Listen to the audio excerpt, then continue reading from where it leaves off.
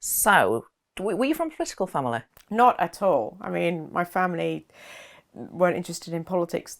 They weren't interested in sport. So how I've been grown up to be obsessed with both, I don't know. I don't really recall conversations about politics around the dinner table. I think my earliest political memory was probably as a kid in the 1987 general election. Would have been 12. 11 or 12, and I remember cycling around my estate with other boys from the estate, chasing the Michael Howard kind of van that was going around going, vote Michael Howard. We were like cycling behind going, vote Michael Howard, vote Michael Howard. And that's like literally my earliest political memory, but I don't remember having any conversations about anything other than that. So, what was your political awakening then? When did you decide I am a Conservative? Well, two different points there, to be honest with you. I think the political awakening was very much when I started to study A-level politics, and that was completely by accident. I wanted to do AS Maths, but it didn't fit in with my history and English. So I had to choose another option. I picked politics. It looked interesting. So I started doing that. And then I think it was in 1991, so we were learning from a textbook about, what is a Conservative, what is a, member of the Labour Party, and so on. And John Major was the Tory leader, Neil Kinnock was Labour leader, and Paddy Ashdown was Lib Dem leader. And I think at the time, for me, it was quite easy to choose between them. I remember reading the different tenets of what each party stood for, and I didn't feel comfortable with either the Labour or Lib Dem sort of ideology on things. Whereas with the Conservative Party, it was about meritocracy, it was about opportunity, it was being led by somebody who had come from a very similar background to me, and I just felt more comfortable in the party. I joke that it was also a rebellion against my mum, because although we didn't have to talk about politics, I'm pretty certain she wasn't a Conservative, but I think it was just more sort of kind of, looking at it in detail and coming up with an answer. I think it would have been harder to do that as the parties have become, quite blurred in certain issues over time. But back then in the early 90s, it was quite a simple choice for me. So, you joined the Conservative Party. How old are you when you become a member? I think it was about 16 or 17. Really? So what happened was Michael Howard, who was our MP, came to school to do a lesson at school, as I now know MPs do on a regular basis. And my best friend at school, Emma, was from a very political family. And she asked a question, and I was quite embarrassed by her question. So I don't know why I did it, but I wrote to Michael Howard to apologise for my friend Emma's question. And he was kind enough to write back and said, look, if you're really interested, come and do some work experience with me in Westminster. And he was Home Secretary at the time. So I spent a week doing work experience with him, just got the bug. He was savvy enough to then get me involved in his local association, who at the time had an agent who welcomed young legs, obviously, there was a young Conservative, so I got involved, and before I knew it, it was sort of, I was in and there was no way out, but it was great experience, and Michael was really a mentor to me and still is a mentor to me this many years on. When did you decide you wanted to become a Member of Parliament? I don't think I decided I wanted to be a member of Parliament until I started working in Parliament after after I finished university, so in 1996. My school friends will beg to differ. I mean, they think that I've wanted to be a member of Parliament for many, many years. And actually, I do recall a letter that I had from my primary school headmaster who said jokingly, oh, one day you'll be Prime Minister. And I was thinking, oh my goodness me, was I some sort of really horrible, precocious child that, went around demanding things from people? But I don't think I really wanted to be an MP until I started working for an MP and I could see all the good things that they were doing. I don't think that I'd really thought about actually standing until the 2005 election, when I started to see my peers be elected. And I thought, right, that's it. I'm no longer going to be on the sidelines. Next election, I want to be a candidate. And then it just so happened that election was, a huge wave of support towards the Conservative Party. Was your primary school teacher right that one day you'll be Prime Minister? Would you like to be Prime Minister? I couldn't think of a worse job in the world. I would hate to be Prime Minister. To be honest with you, I always feel guilty about saying this because obviously you get to vote, for your own leader in the party. But I don't think I'd wish it on my best friend or my worst enemy. It's a ghastly job. It's non-stop. You never leave in a sort of kind of glorious situation. You're defined by one or two events rather than all the other things that you do throughout your tenure. You're pretty much hated when you leave office. I think it's unbearable. I think it's unbearable for the person. I think it's unbearable for their family. I mean, I wouldn't want my family to be opening the newspaper every single day and seeing cartoons or caricatures or, of me, or reading about all the mistakes that I've made, and it's hideous. No. Now, you could be a cabinet minister right now, but you turned down Boris Johnson's offer to make you a cabinet minister. Just tell me what happened. I had resigned from government as minister in November 2018, and I'd been in post for 3.5 years, and it had been quite intense. And I actually, my son Freddie was born into life with me as a minister, and so for that period of time, I'd been sharing my life, between ministerial red box, between being an MP, trying to be a mum, trying to be a partner. And when I resigned from office, actually after a period of decompression, because it does take a little while to decompress from office, I actually began to sort of kind of get a really good balance back in my life, and no longer was I expected to do things at the weekend or of an evening, and actually I could dictate my diary a little bit more. I had decided that I didn't want to go back into government at any level for a little period of time, and then we had the election, and I suddenly started getting... we hadn't had the election at the time, we had the change of leadership. And then one evening, actually the evening before my birthday... So what date is that? 44th birthday, it was 23rd of July 2019. I started getting text messages from friends who are journalists saying congratulations, and I was like, what are you talking about? And Number 10 had sent out an embargoed press release basically highlighting a couple of names that were going to get promoted in the reshuffle the following day, which was my birthday. And I was on that list. And I was like, well, that's really interesting because nobody's actually asked me if I wanted it. And so I rang up Chief Whip, and then I spoke to Lee Kane, who was the head of comms at the time. And they were like, what do you mean you don't want it? And it was like people just couldn't fathom the fact that I just didn't want to be a cabinet minister at that particular point in my life. So I explained the situation, said, I'm really sorry that this is, put you in an awkward position, but I'm afraid I don't want to be offered the job. And of course nobody else knows this. So the following day, the reshuffle is happening, and all my colleagues are there with their phones. And I remember going down to the terrace for a drink for my birthday, and my phone is on charge in the library. And people are like, oh, where's your phone? I'm like, it's on charge in the library. And eventually I got so fed up with people coming over to ask if I'd been given the job. I said to a journalist, could you just write on your Twitter that I turned it down? Or I've asked not to be offered it. That journalist was happy. Yeah, I was just like, can you just say that, please? Because I'd actually just quite like to enjoy the rest of my birthday. The job was? My understanding was that it would have been Culture, Media and Sport, Secretary of State, which would have been lovely. And it's the only cabinet job that I would have wanted. It's the only cabinet job that I would still want. But it was just not the right time. And I think the Prime Minister understood my reasons behind that.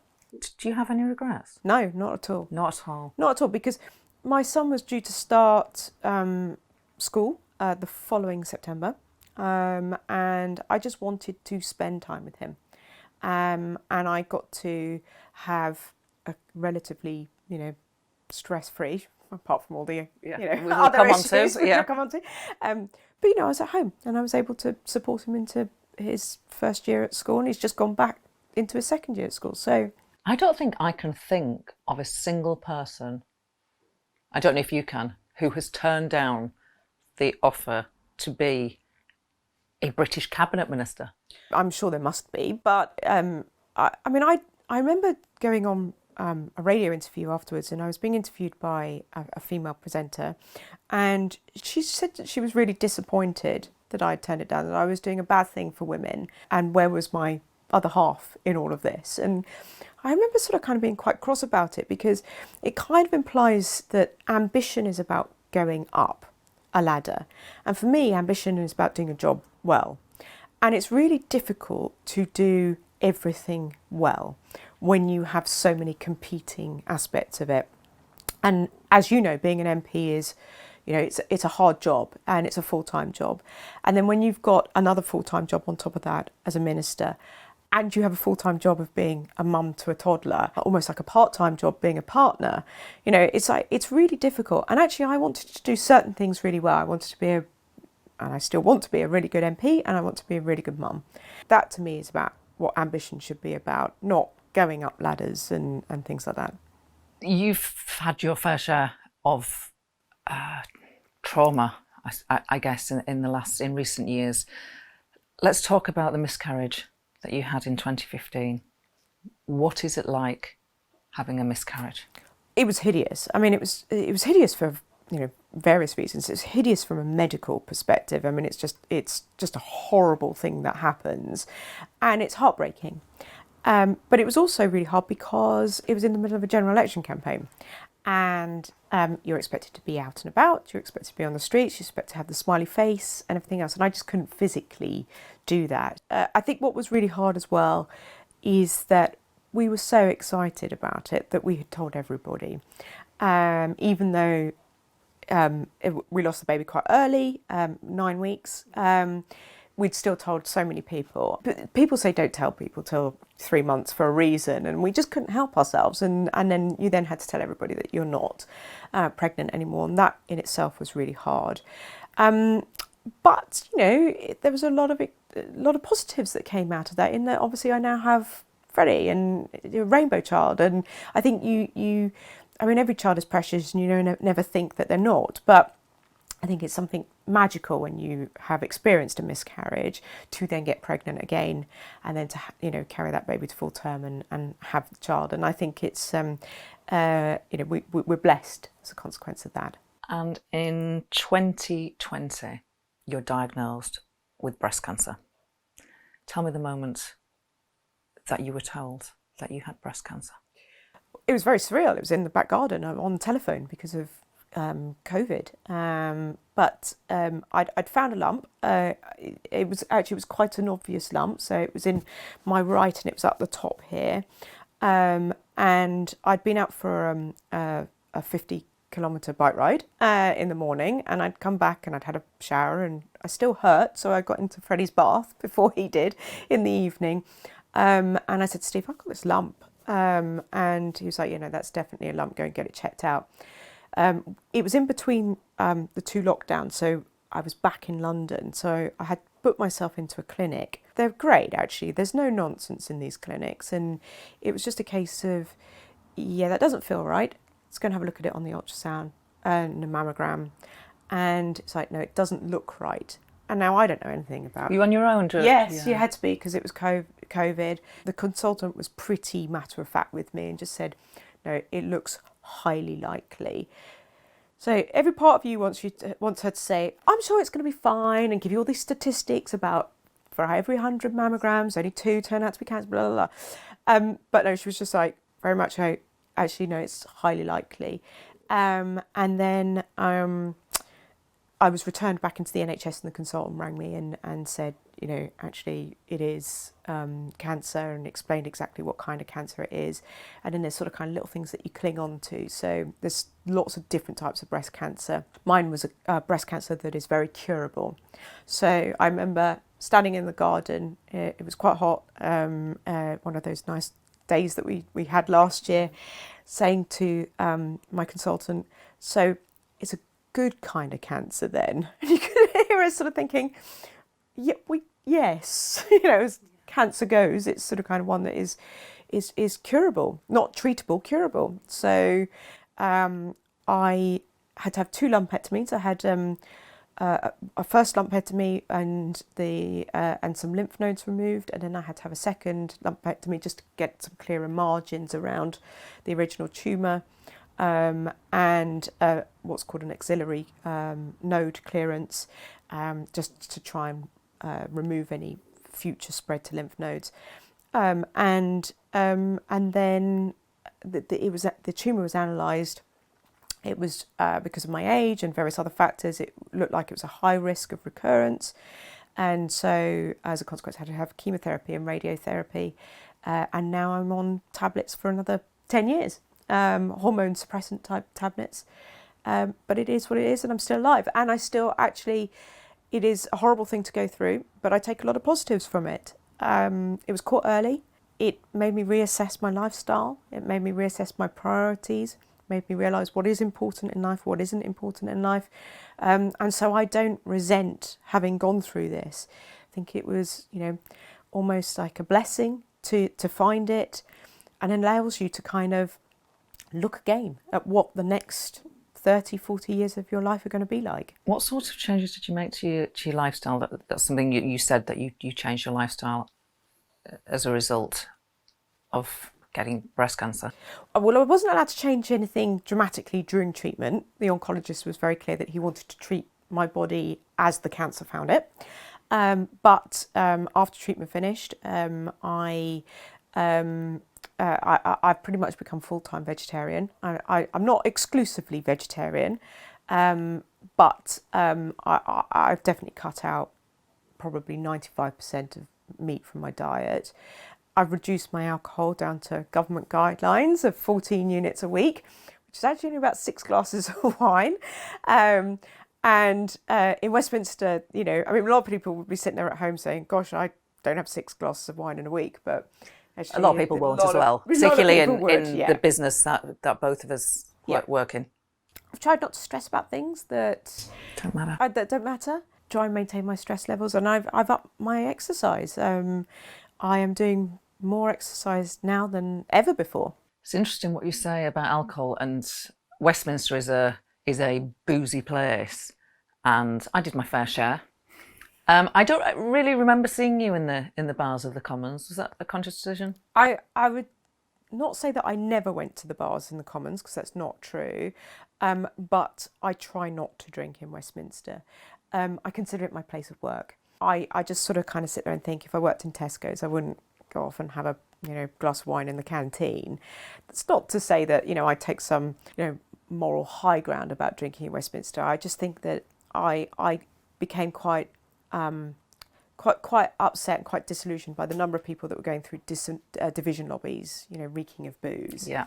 And it's just not a pleasant environment. And I know colleagues that have missed votes or voted the wrong way because of alcohol, and I prefer to sort of kind of stay focused and do my drinking when I'm home instead, with my family and friends. Yeah, it's true actually. I don't know if people watching will realise, but because of the time of the votes, particularly on Monday when votes are normally at 10, and I will have been in this category, well done for you for not being in this category, but you can spell, people have been drinking for a few hours before they cast those votes. Nobody judges anybody on the basis of it because it's quite commonplace. Yeah.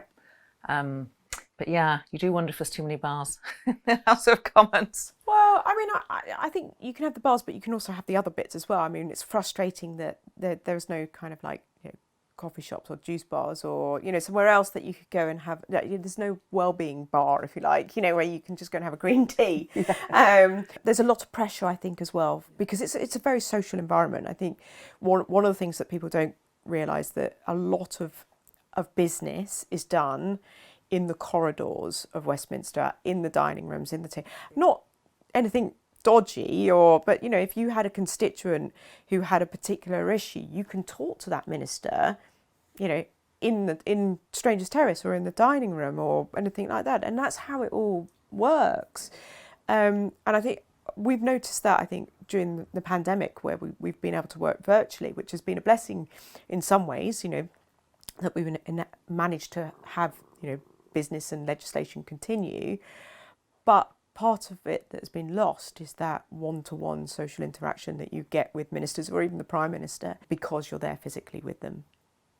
You talked about the social nature of Westminster. I can't remember who gave this quote, but it was somebody grand. And they said, if you want to get a friend in politics, get a dog.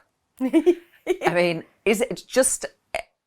Explain to us, if you recognise that, about how do you actually have real? Does one actually have real solid friendships in Parliament? I think that I do, but I think that I'm quite unique in that. I have a small friendship group. Throughout lockdown, throughout the entire pandemic, and even now, we Zoom every Friday. And we've maintained that as a small group of friends, and we've done that throughout. We've done it throughout my cancer treatment, we've done it throughout traumas in other people's, that group's lives. We've done it just constantly, and it's been a blessing for us. But I think that we're probably quite unusual in that, and I know a lot of people who do not have any friends in Westminster, are quite isolated. Most people work in a communal office. We work in small offices, often actually either by ourselves or with one or two members of the team, and they're not there all the time when we're there, and I think it can be really quite a lonely place for some. And you have been very passionate about loneliness, and not in Parliament, but trying to campaign for people to stop people being lonely. Westminster talked a lot about this in the aftermath of the tragic death of Jo Cox. I sort of feel like it's off the burner. You shouldn't. Okay. One of the positives I think that will come from Theresa May's legacy is that she did actually pick up and focus on the issue of loneliness, and appointed me to be not just this country's first loneliness minister, but the world's first loneliness minister. And that was a direct consequence of the legacy of Jo. I wasn't fortunate enough to meet Jo. I had no relationship with Jo. I'd heard her speak in Parliament about issues, but I didn't sort of kind of know her particularly well. I know her sister Kim much better. She campaigned on it, as many of us had, but she took it to the next level.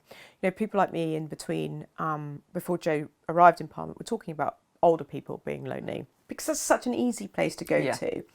And it's right, there is an element of loneliness between, as you get older and you lose your life partner and your children move away and, communities break up and so on. So you can understand why there's been a focus on older people's loneliness. What Jo did was say, actually, it's not just older people, it's younger people as well. And she mentioned herself when she was on maternity leave, how lonely she felt. But there was this young woman standing up bravely talking about personal experience. And Parliament's always said it's best when MPs are drawing on personal experience. And when she was murdered, the Jo Cox Commission was set up to honour her work and to take it further. And the report recommended a minister and a strategy. And I was honoured to be asked to be minister, and I was pleased that we managed to get the strategy turned around in about 7-8 months. And that was actually down to the Prime Minister at the time, pushing it, making sure departments engaged with. I would say all of that strategy remains true today. Where it has stalled is that a lot of the work was being done around social prescribing. So you go to your GP, you're talking about an issue, a medical issue, and a GP can prescribe you into something alternative to medication. So if you're an older person, you could be prescribed into a befriending group, for example. If you're a new youngster in a city, and young professionals in cities suffer loneliness hugely, almost prescribed, as well as potentially things like antidepressants or anything else, but prescribed into, other groups or fitness classes and things like that. That stalled because of COVID. Social prescribing just stopped because the community groups weren't there to be run. it will start again. Your current job, football, you're sports mad, you've always been sports mad. Just tell us about the current job and what you're seeking to achieve. How will you know when success is realised? I mean, this is for me is one of the dream roles that I could have. Being given the opportunity to look at the future of football in this country is an enormous opportunity for better regulation of football. The role is the independent chair of the fan-led review into football governance.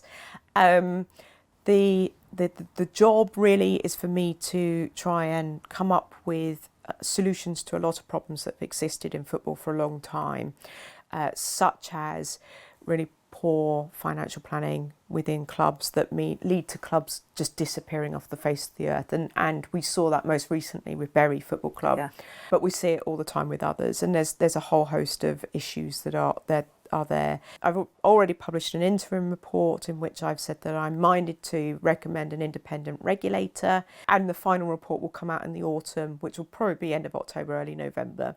It's really exciting. I think that, I know that the rest of the world is looking at what we're doing. I think we're leading the way in terms of regulation of football. We're seeing other issues in places like La Liga and Serie A in terms of the financial issues in football.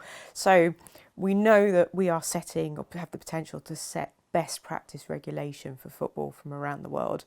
It's exciting, and I get to talk about football all day. It's amazing. Tracey Crouch, thank you for sharing the real me Thank you. with us. Thank you.